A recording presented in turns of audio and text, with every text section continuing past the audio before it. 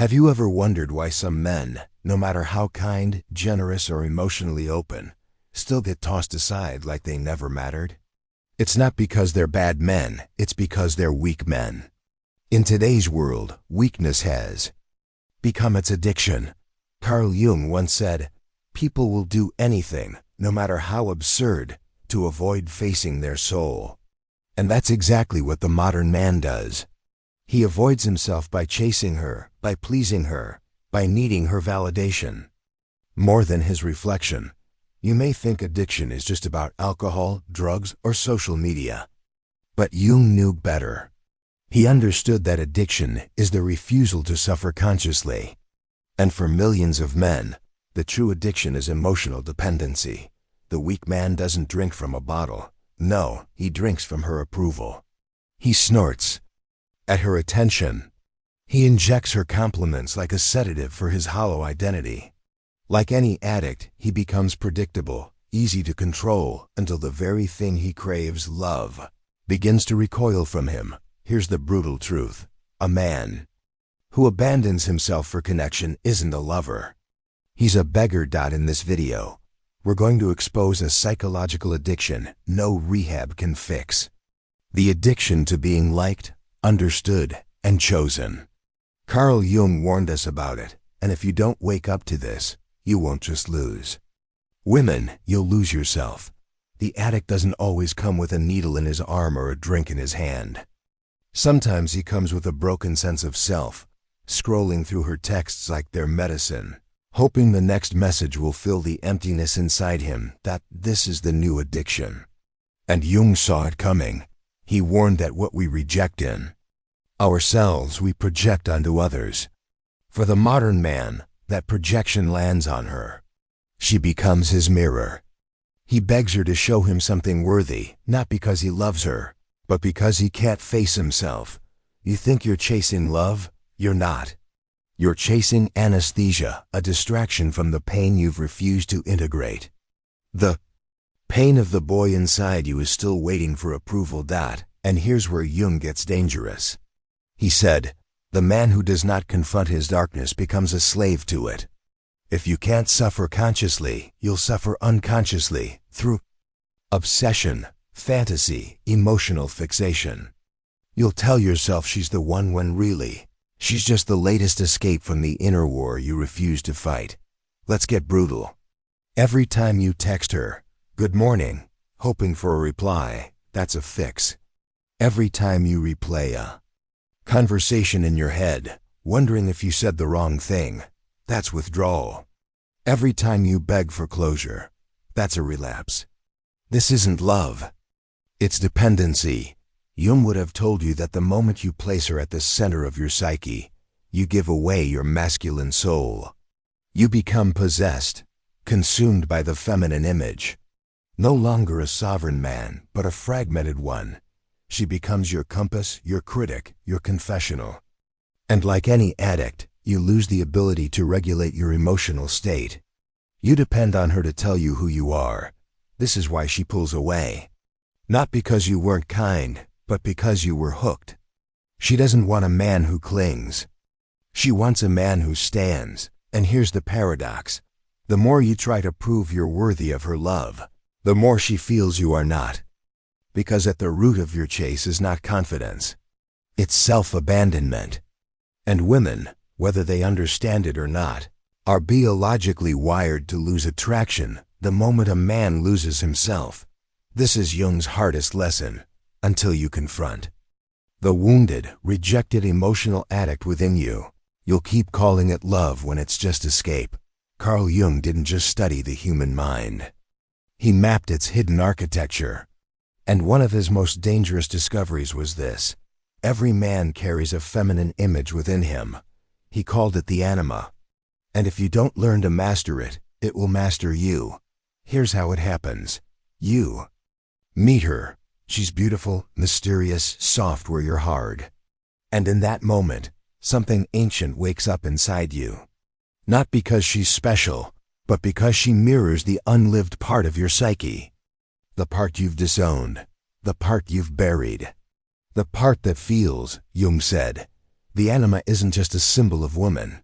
She's every man's unconscious desire for completion. And if you haven't integrated your own feminine, if you haven't faced your vulnerability, your need for love, your inner chaos, you'll project all of it onto her, that she becomes your salvation. Not because you love her, but because she carries the piece of yourself you've never reclaimed. And now you need her.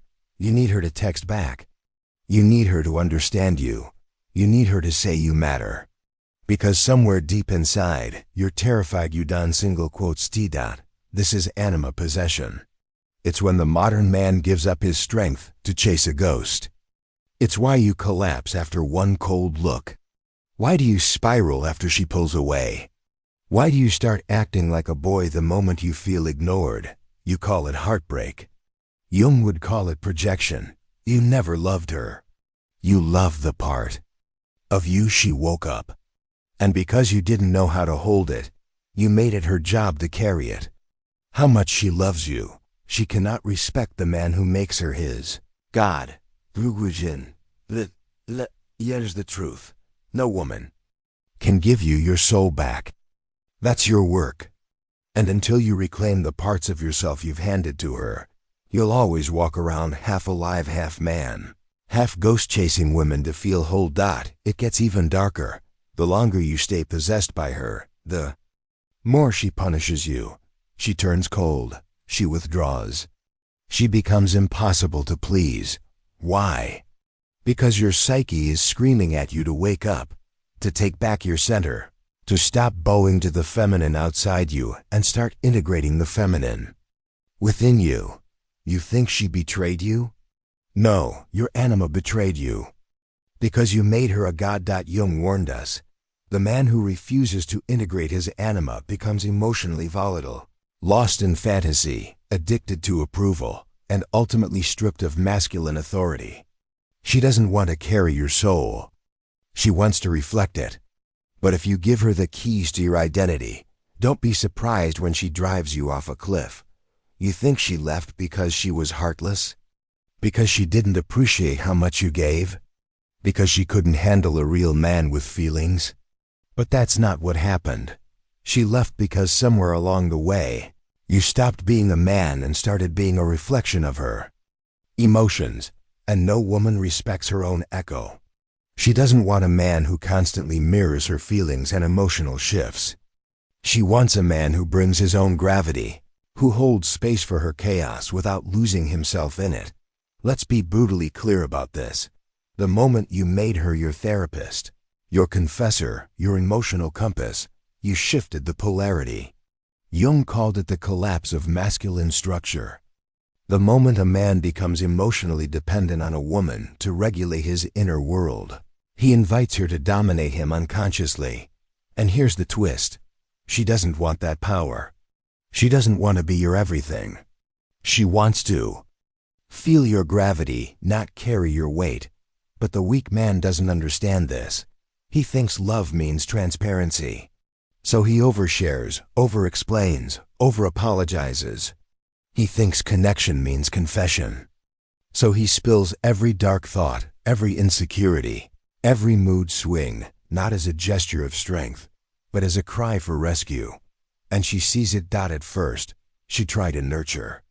She say, "It's okay, I understand, I'm here for you." She tried to make you feel safe. But slowly, silently, she start to recoil. Not because she hates you, but because she feels your instability. And whether she knows it or not, her biology is wired to do one thing in the presence of a man who cannot hold himself. Test him. She'll pull away. She go cold. She start acting irrationally. Not to hurt you, but to see if you can still lead when nothing makes sense. This is where the weak man breaks. Instead of standing firm, he chases. Instead of holding frame, he negotiates. Instead of leading the emotional weather, he becomes its victim. She can feel it. She feels the desperation. She feels the lack of self-regulation. She feels like she's the one carrying the burden. And here's where Jung's anima theory becomes deadly. The more emotionally volatile he becomes, The more he confirms what she's starting to suspect. This man is ruled by the feminine within him. And a man ruled by the feminine can never truly be trusted to protect the feminine, because she doesn't want to mother you. She wants to melt into your structure, but the weak man offers no structure. Only spirals. He trains her day by day to lose respect for him. Every paragraph text, every anxious call, every please just talk to me message. He teaches her, my identity's in your hands. And so she drops it. Not to punish him, but because nothing is heavier than the soul of a man who won't carry it himself. Jung warned us. Until the modern man reclaims the masculine principle within, he will keep chasing women to heal wounds that only he can close. Carl Jung never said to kill the anima. He said to integrate her, to bring her into your awareness without letting her run your life. This is crucial. Integrating the anima isn't about eradicating the feminine within. It's about mastering it. Taking back the parts of you that are fragmented and healing your inner wounds. Until you do that, you'll remain a hollow shell, walking around waiting for someone else to fill you up. You want freedom? Then stop outsourcing your inner world to women. The moment you place your identity in her hands, you've already lost the game. No matter how much she loves you, she cannot respect the man who makes her his God. You want freedom? Then stop outsourcing your inner world to women. The moment you place your identity in her hands, you've already lost the game. No matter how much she loves you, she cannot respect the man who makes her his God. But here's the real kicker. Until you stop relying on her to complete you, until you stop projecting all your needs onto her, you'll continue to find yourself in the same cycle. Chasing approval. Chasing validation. Always one step behind in the emotional game. You don't win by chasing her. You win by facing you. You take back your power. You reclaim your center. And once you do that, you'll stop leaking energy in all the wrong places. No longer will you feel like you need her to feel whole, because you will be whole on your own. When you stop chasing external validation, something shifts.